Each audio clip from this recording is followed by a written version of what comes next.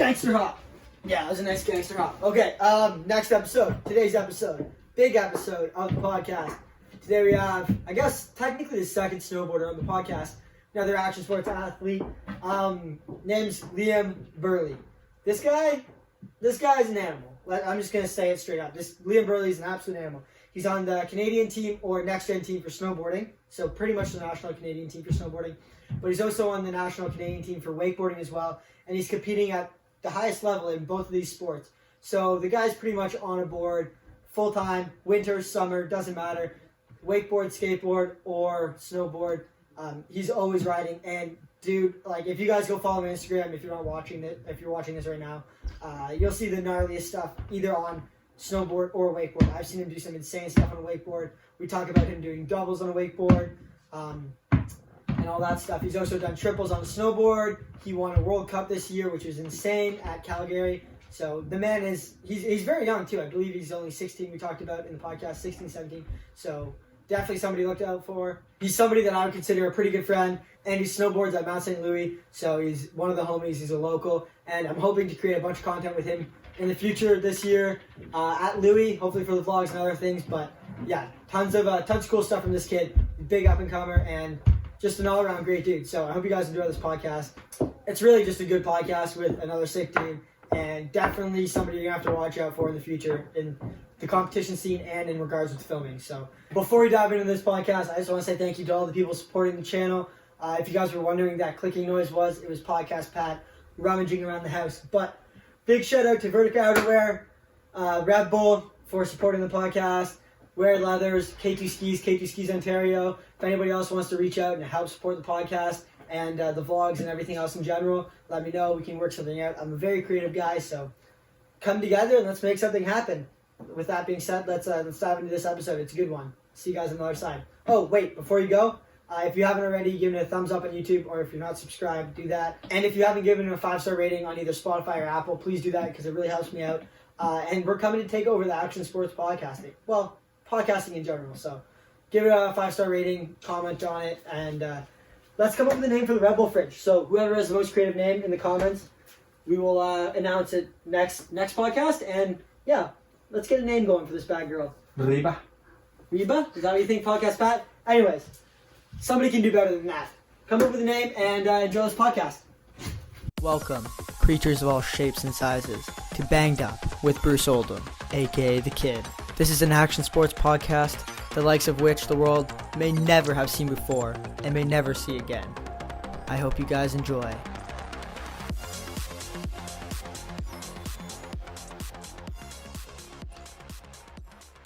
Alright, cool, man. Well, everybody, this is Liam Burleigh. Say hi to the podcast, man. It's good to have you on, bro. How's it going? Yeah, looking good today, man. I like that orange sweater. Very nice. Thanks, dude. Keeping it clean. All right. Well, you're the first snowboarding guest on the podcast, so good to have you on. Oh, I'm honored. You should be, man. You should be first and prettiest so far. So definitely, if you don't have a lady, we'll hook you up with something. We can make that happen here. We do make miracles happen. All right, man. So, yeah. Well, most. Depending on the size, it's like 6 to 10 feet we make happen. Miracles in that size range, anything up and above. It kind of just goes downhill after that. All right, cool, dude. Well, basic question that kind of been asking everybody is, how did you get into snowboarding and all that stuff, and how did it start for you, man? So when I was probably 3, I started to ski with the fam. And I just always thought snowboarding was so sick. I wanted to try it so badly. It is cooler. For my 7th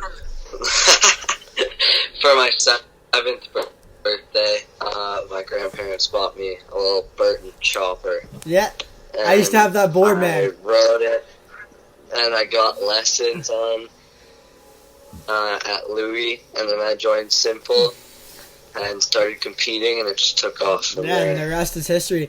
True. So for everybody who doesn't know, you ride Mount St. Louis, my home hill. Probably one of the best parks around. Personally, my favorite park to ride, man. That thing's just it's where it's at. But like so you've been snowboarding for a long time, mostly at Louis, getting into it and stuff.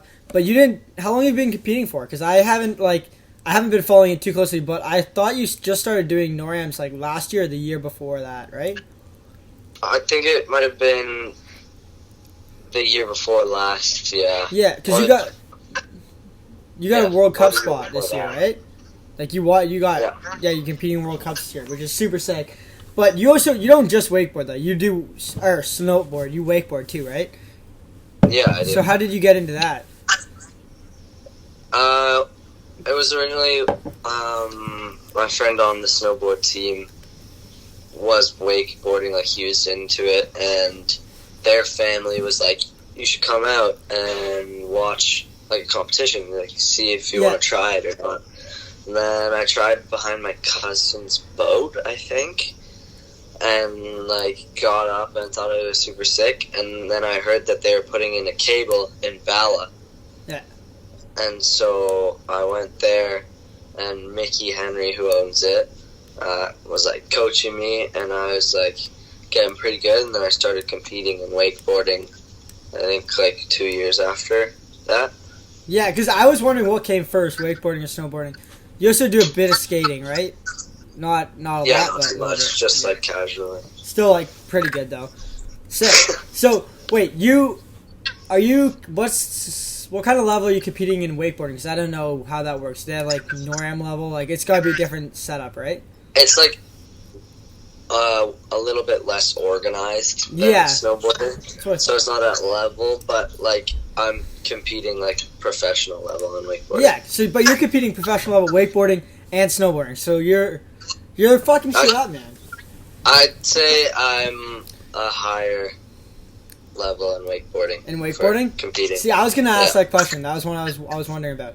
So, but you do mainly cable park, right? Yeah. Yeah. I don't ride too much boat. No. And I also don't have the money for a boat. No, I was gonna say nobody has the money for a boat, man. Which is expensive. So the cable park in Bala, how far is that from your house? That's like 25 minutes. Okay, sick. Because it seems like you're there a lot, man. Yeah, I am, but I work at one in Bayfield. Okay. So I live there for most of the summer, and that's like probably the most advanced like cable in Ontario. Oh, so you just work and live at the cable park and just rip. Yeah, and ride. Yeah. How do you feel that transitions though from snowboarding to wakeboarding? It's like definitely very different. I say that it helps a lot, like with both. Having the experience and the basics of snowboarding helps me like so much in wakeboarding. Yeah. And then like with rails and things like that are super similar. Most of the tricks they kind of like transfer over. Yeah, because the only thing like you have to do the handle passes and stuff like that. Yeah, but it's pretty similar. Just because I've been like wakeboarding for a long time, I know like all the tension, handle passes, everything. Like they come super pretty easy. Naturally. Yeah. But the basics and like the style came from snowboarding originally. That's super sick, man. I've seen some pretty gnarly shit on the wakeboard park. I've been wanting to go for a long time, man. I've been planning on this summer. What's the park I should go to? Where do you live? Perry Sound. Perry Sound. I'd say the closest would be Bala. Bala, yeah. That's what I thought. It's pretty good, though? Yeah, it's fun. They have that one in Horseshoe, but I looked at it once and decided not to try it out. Yeah, I don't even think they have features this year. No, I don't think they do. I think they have. Last time I saw it, I drove past and they were towing kids around behind the cable on a tube. Kids tubing on the cable, yeah. I was like, that sounds great. So you're on the Canadian team now for snowboarding, or like next gen? For snowboarding, I'm on next gen. Next gen. So just entering. And for wakeboarding, do they have a Canadian team set up, or is that? They do. I'm on the national team for wakeboarding. So you're basically on the national team for two sports at the moment. Mm-hmm. What does that look like in terms of training and like? Because you got like you do some winter training or summer training for snowboarding, right? Yeah. But you just kind of ditch it and just go wakeboarding. Yeah, no, there's not as much winter training for wakeboarding.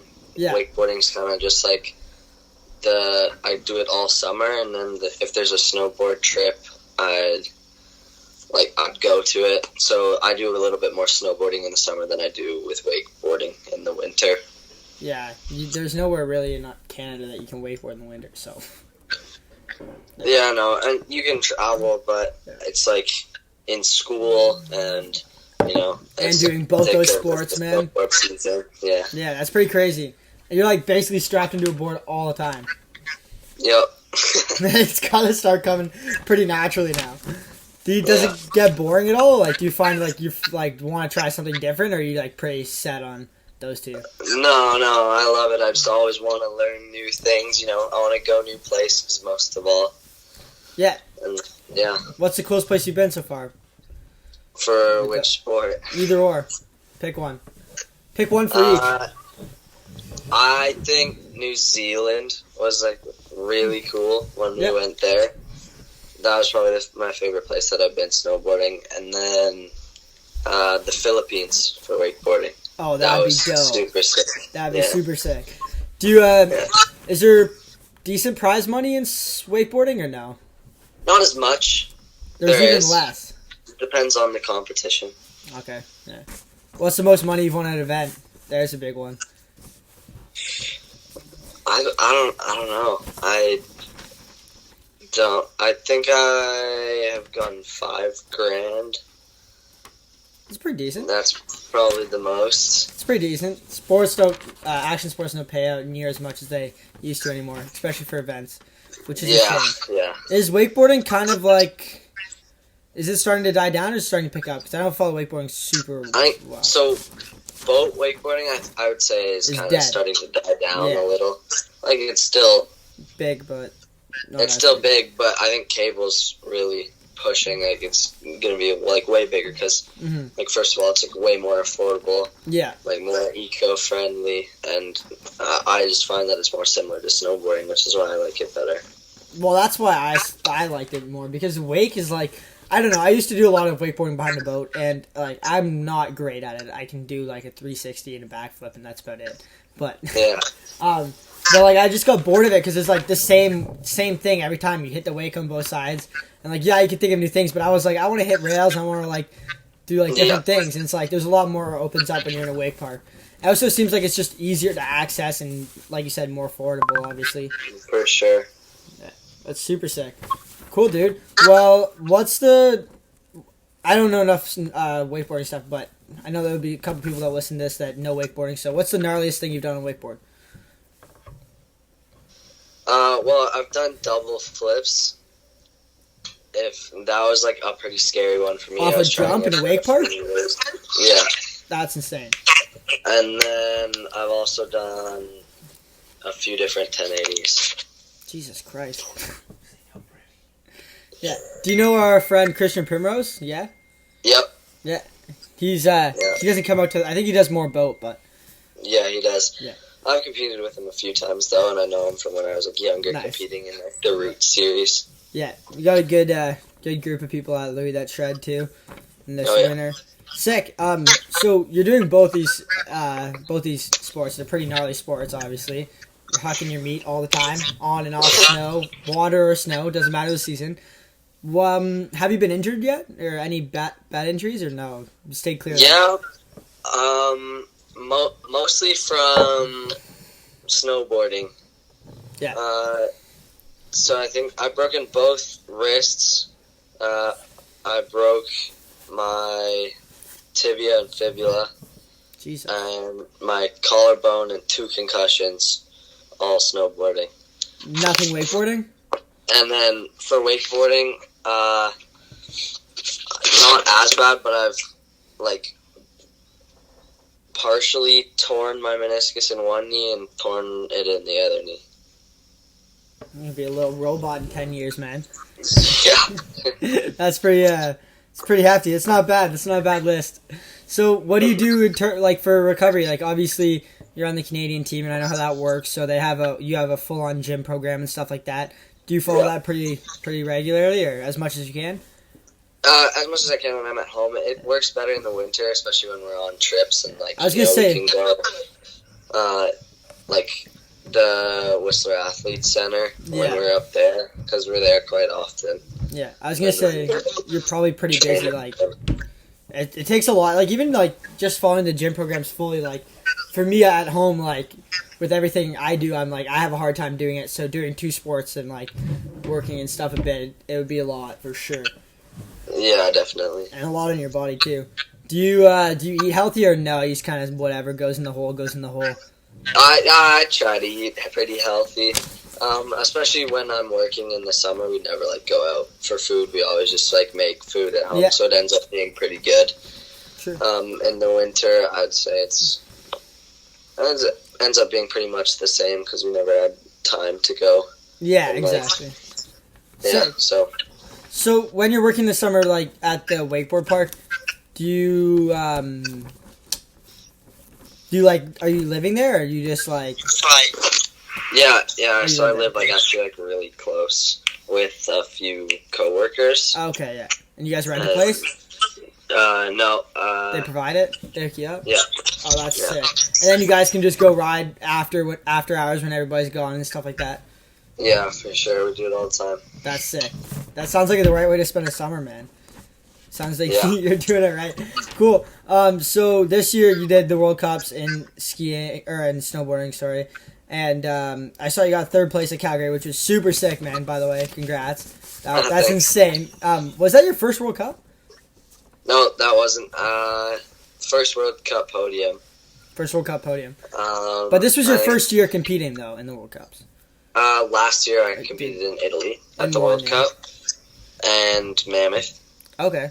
And then this year I did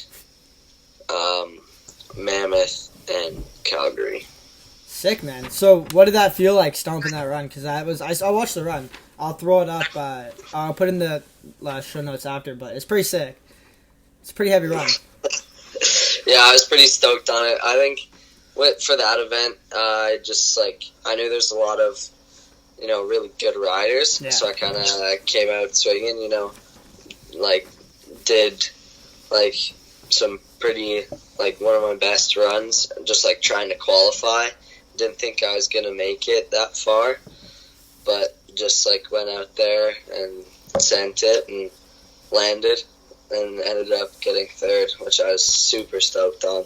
Yeah, that's super sick, man. Do you have any like routines or like any like thing you do to get like before your comp run to get like ready to drop in, or like do you just kind of like music bump and whatever happens? Yeah, pretty much. I tend to not have like something that I do every single time. Yeah. Like a routine. I think just like whatever happens, like you said. Just doesn't matter what I do before, and I can focus in when I'm like ready to drop. Yeah. You're just like, no matter what happens, I'm gonna stomp this run. Yeah, that sort of mentality. But Yeah. no, I don't have any like routines or anything, because I feel like, and this is just an opinion, I feel like if you did and then you like couldn't do that routine, it would like really mess with your head. Yeah. So I try to not do any of that. Yeah, no, that's exactly why I tried to stay away from that too. Because I used to do that, and then I found like every once in a while, if I missed one thing in it or something like that, I'd be like, oh, it'd be in the back of my head. So like this year I switched. I like spent nights at lapping Louis, just working on that, like pretending to do comp runs for the junkyard, which kind of blows, but you gotta do it every once in a while, man. Yeah, sick. Okay, cool, man. Well, I guess we'll get on the next thing. You had you had this live interview series on Instagram earlier this season. What was that all about? Like, yeah, it seemed kind of cool, man. It was a good. I liked the idea. I thought it was a really cool idea. Thanks. Yeah. So we were like, me and my agent were like kind of like thinking like I need content because no one's doing anything. Yeah. I can't go and board and like get content for that, and so like to keep up, to like stay active like on social media and everything, I decided to start like the podcast series, and we had some like pretty like big like skateboarders, Yeah, you did, man. surfers, snowboarders, wakeboarders. I was pretty stoked on it. And then as we got closer to summer, I couldn't do it as much, and so You just got busy with everything going on, yeah. Yeah. Are you any plans to bring it back or no? Not as of now. It could be possible, but Did you? Because it was all on Instagram Live, which I thought was really cool because it's like just a live series and like everybody else records it and posts it later and stuff like that. Having an Instagram Live is like kind of sick. It's like something different. But did you record or save any of them or no? I saved a few of them and posted them on IGTV, but I couldn't before those few. Yeah, there was that update that you couldn't do it, eh? Yeah. But then I ended up saving like a few of them. This would be a pretty sweet series to bring back. Like just like even put it on. I guess you could put it on YouTube, but something like that be sick. Yeah. Do you do? I guess we'll get into that. Do you do a lot of? You're pretty busy with competing because you're doing both wakeboarding and snowboarding, and you gotta train for all those, and you gotta do a lot of stuff too. But do you do a lot of like filming, and how heavy would you focus on social media? Like, what's your opinion on that, or like what do you do with I that? definitely like really wanted to like keep putting out content. Mhm. You know, like build like a following. You know, on Instagram and like other platforms. I think that's like really important, especially nowadays. Like how like modern everything is. Like even all the competitions this year are online, and when there's competitions like that have like online voting, it's important to have you know, a big fan base, crowd, like fan base, I guess, for things like that. But yeah, I think it's like really important. Obviously, like just going out and having fun with it would be like the most important. But yeah, sick. So I want to bring something. You brought something up that caught my attention. So all the contests, I'm assuming this is for wakeboarding this year, are online. Yeah. So like a few of them, there's a few been put out right now, but the most recent is like Feast, which is an action sports contest. Is like biking, skateboarding, and wakeboarding. Yeah. In France this year, they decided to like do it all online. So you make like a 1-minute edit and submit it, and it goes online for voting. And then there's also judging that happens between the videos too. Oh, that's super sick. So it's kind of like, well, it's basically just X Games, Real Street, or yeah. But so does that count for points for like I guess it wouldn't be FAS and wakeboarding, but no. So that's like just sort of that's an outside its of that own competition. Yeah. Yeah. So are you working with? You're competing in that, right? Yeah. I don't think finalists have been announced yet. Sick. So did you work with like a filmer, like a friend of yours, and like put out a like how many hours you spend on this? No, it was actually like pretty last minute. I just used clips that I had on my phone. Yeah. And like tried to like make a quick edit because I wasn't really like prepared. I couldn't get anyone to like film other than just like iPhone clips. So it wasn't as high quality as some of the other ones, but that's okay. You send harder, that'll be okay. Dude, the iPhone, man, it works good, especially for like lapping Louis and stuff. Like a lot of my social media content is just somebody grabs a phone and follows you down the hill, and you're like, oh, sick. There's an Instagram post right there. It's actually quite nice. So, I guess while we're on the topic, do you have any plans of like putting out a season? I mean, not necessarily. Let's go a little bigger than seasonette, like full on part for like snowboarding or like wakeboarding, like a good like solid like you spent a good couple weeks making this with an actual filmer. Yeah, for sure. Especially if there's not a lot of competitions this winter. Yeah. Like we can't compete. I want to film like a lot and put together like a full part or something like that, and keep the social game up, and just have that as like an asset sort of thing. Yeah, it'd be super cool. Do you think of it as more just an asset, or is that something like you would do personally for yourself? Like you think it would be cool to work on and like get those shots and like make that it? No, I definitely would think it would be cool. I haven't actually like had a full part yet in snowboarding. I have a part in a movie for wakeboarding, but Oh yeah, what movie is that? I think it's really cool. It's called Outhouse. Yeah, okay, I seen that. Yeah, I thought that was the one. Yeah. Yeah, so I have a full part in that for wakeboarding, but I think it would be really cool to, like sort of set out and film, like not just snowboarding, like everything and put together a part. I think it would be really sick if you did both. If you put together like a part wakeboarding and snowboarding, like a edit of both, like just high level edit with both. Be super sick. That would be sick. Yeah. That'd be super. Definitely want to do that too. Well, if you're at Louis this year, man, and I'm around, we'll have to send and get some shots. Just do some gnarly shit. I got some. Hopefully, I can convince Craigie to make the features a little bigger, and we can send a little harder in the junkyard and in the outback. Yeah. Because I got some things I want to do. Cool, man. Well, I guess we'll jump to the last couple of questions because it's already been a little bit now. I don't want to keep you up. So it has to be pretty expensive to compete and train in both of those